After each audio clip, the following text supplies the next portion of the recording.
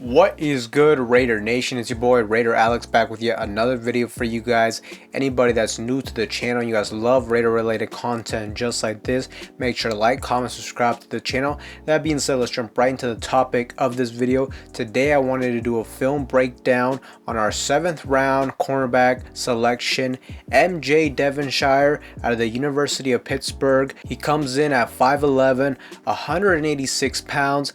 In 2023, he had a team high of 4 interceptions, including one that was returned for a touchdown. He had 10 total pass breakups. He was a second team All-ACC selection, and he played in all 12 of Pitt's games with 9 starts. In the 2022 season, he had 3 interceptions, which 2 of those were returned for touchdowns, and he was honorable mention All-ACC as a cornerback and second team All-ACC as a return specialist. So this guy is definitely an interesting prospect, and I wanted to analyze this game. So without further ado, let's jump right into the tape. Top of the screen here, he is in man-to-man coverage, backpedaling, and here he gets beat on this comeback route. And I just don't like how much separation he gives up here before he's able to even recognize the comeback route, and it is just way too late for him at this point to recover on this rep.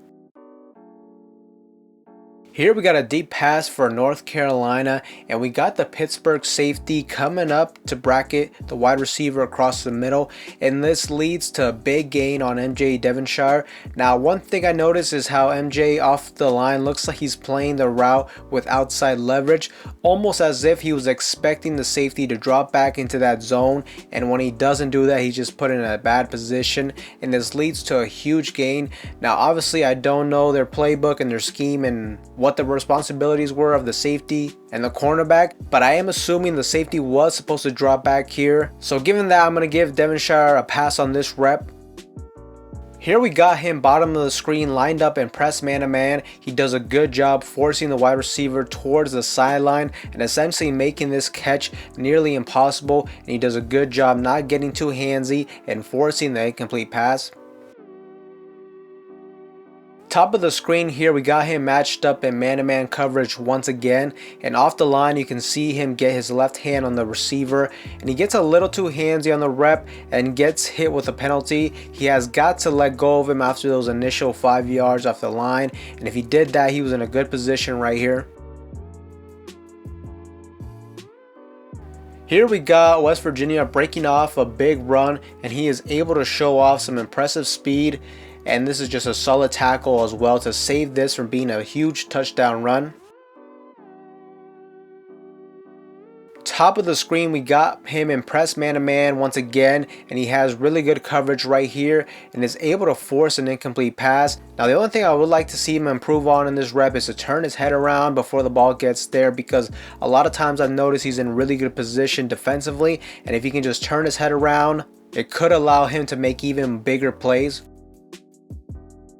Here top of the screen, he gets pushed back off the line, and this causes him to lose balance, and really he's lucky the ball wasn't thrown this way because this could have been a big gain, but he has got to improve his overall physicality so he doesn't get bullied going up against bigger and stronger wide receivers, especially at the next level.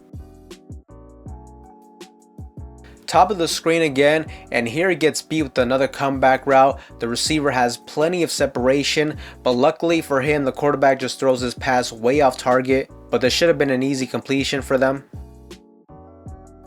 Bottom of the screen here, we got him in man-to-man once again, and he is all over the slant pattern concept. He is able to get his left arm on the receiver early in the route, and then is able to help break up the pass. Good stuff right here. Top of the screen here, he plays a little off the line of scrimmage and gets beat by this comeback route again, but the wide receiver coughs up the football, and he is aware and he's able to come down with the football, and after this he just makes a spectacular play, being able to take this interception back to the house for a pick 6. So I definitely love his ability to turn a mistake into a turnover and his ability to return this for a touchdown, but really this should have been a catch made by the wide receiver right here. Here he's going to give up this short slant pass, but I really thought he had really good tight coverage. Looks like he is almost able to get his hand in there as well to swat down the pass. It's a small minimal gain, but overall good coverage right here. Bottom of the screen, once again, we got another example of good press man-to-man coverage. He is all over his guy, and he makes this an extremely difficult catch to make and forces another incomplete pass. Bottom of the screen, once again, we got him lined up man-to-man coverage, and this time they are going to target him with this deep pass. And on this rep, he just does a good job keeping up with the speed, and I like his ability to turn his head around at the end of this, and really he almost had himself an interception. So really great stuff right here on this rep. Top of the screen here, and he's going to get beat deep here. Looks like the wide receiver is going to fake an out route to the sideline, and then he falls for this, and that just leaves him vulnerable up the field, and the wide receiver gains a clear step on him, and this should have been a touchdown pass, but the quarterback overthrows this. But he definitely got beat on this rep. Once again, he's going to get beat by the deep pass here. He gets beat with the speed on the outside and gives up this huge pass for a touchdown.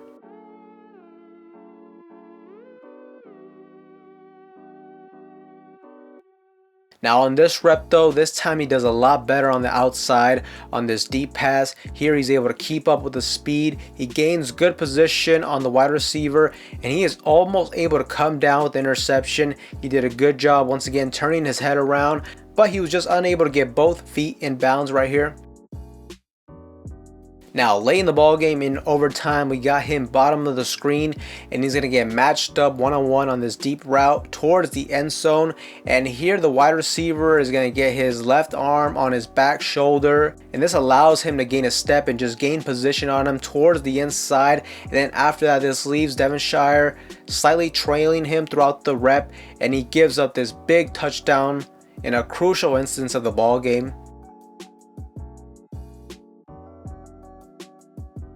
So overall, Raider Nation, MJ Devonshire is a cornerback who still has some work. He still needs to develop. To me, I saw him being a cornerback that did give up a lot of plays, but at the same time, he was also able to make a lot of plays as well. He's a little bit undersized for me, ideally, for a cornerback. It wouldn't hurt if you put on a little bit of extra weight as well. But overall, you're looking at a guy who's very comfortable playing in press man-to-man coverage, and he's been able to make plays the last 2 seasons. He has 7 total interceptions in the last 2 seasons, and 3 of those were returned for a touchdown. So overall, I like the traits he has. To me, I like what I saw more from him in those press man-to-mans, but a lot of times receivers were able to create separation on him at the top of the routes. But with our 7th round overall pick, I mean, I don't think you can go wrong on a guy like this. He has the traits that you're looking for a cornerback. I like that he's a more aggressive style cornerback and that he can potentially create turnovers for us,